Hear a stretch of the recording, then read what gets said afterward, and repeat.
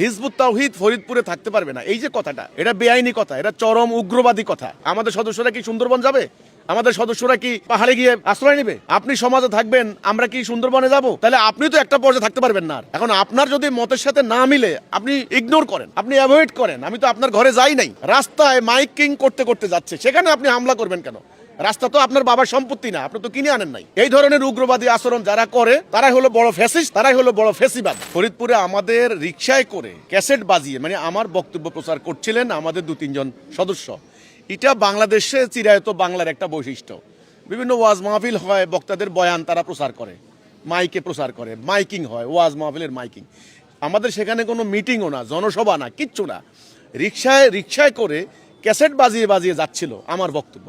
এখানে হামলা করা কি হলো বলেন? ওখানে হামলা করেছে, আমাদের কয়েকজন আহত হয়েছেন, রক্তাক্ত হয়েছেন।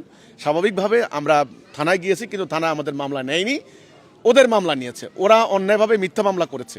পরে আমরা আদালতে মামলা করেছি। এখন আদালতে মামলা করলাম কেন? মামলায় তারা মানে তদন্তকে পিআইবিকে তদন্তের দায়িত্ব দিয়েছে। এই মামলা করলাম কেন? দেখেন, তারা হামলা করেছে, তারা আমাদের মামলা করেছে, আমাদের ভাইদেরকে আহত রক্তাক্ত করেছে, তারা অন্যায় করেছে।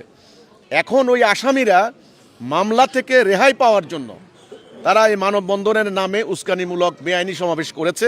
সেখানে তারা যে আলটিমেটামগুলি দিয়েছে যে হিজবুত তাওহীদ ফরিদপুরে থাকতে পারবে না, এই যে কথাটা, এই কথাটা তারা বলতে পারে না। এটা বেআইনি কথা, এটা চরম উগ্রবাদী কথা। আমাদের বাক স্বাধীনতা আছে, আমাদের সাংবিধানিক অধিকার আছে। আমরা থাকতে পারবো, তাহলে কোথায় থাকবো? আমাদের সদস্যরা কি সুন্দরবন যাবে? আমাদের সদস্যরা কি পাহাড়ে গিয়ে আশ্রয় নেবে? তো এটা তো কোনো কথা হইতে পারে না। আপনি সমাজে থাকবেন, আমরা কি সুন্দরবনে যাব? তাহলে আপনি তো একটা পর্যায়ে থাকতে পারবেন না।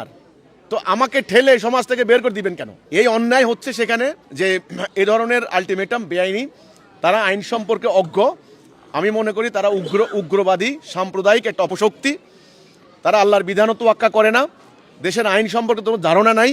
তাদের মন্তব্যের সাথে, তাদের কথার সাথে, তাদের আকিদার সাথে যদি না মিলে অমুককে দেশ ছাড়া করে দিতে হবে, অমুকের বাড়ি হামলা করে দিতে হবে, অমুক আলটিমেটাম দিতে হবে, এ ধরনের উগ্রবাদী কর্মকাণ্ডে আমরা বিশ্বাস করি না। আমাদের যেটা করণীয়, আমরা আইনশৃঙ্খলা বাহিনীকে জানিয়েছি, আমরা সরকারকে জানিয়েছি, আমরা প্রতিনিয়ত সরকারকে ব্যাপারটা জানাচ্ছি এবং আপনাদের মিডিয়ার মাধ্যমে আমরা মিডিয়াকে জানাচ্ছি। আমরা শান্তিপূর্ণভাবে আমাদের যে প্রকৃত ইসলামের আদর্শ সেটা আমরা প্রচার করতে চাই, এটা আমাদের অধিকার আছে।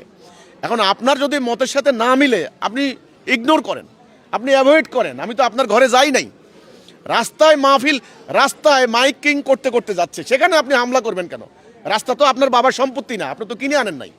এই ধরনের উগ্রবাদী আচরণ যারা করে তারাই হলো বড় ফ্যাসিস্ট, তারাই হলো বড় ফেসিবাদ।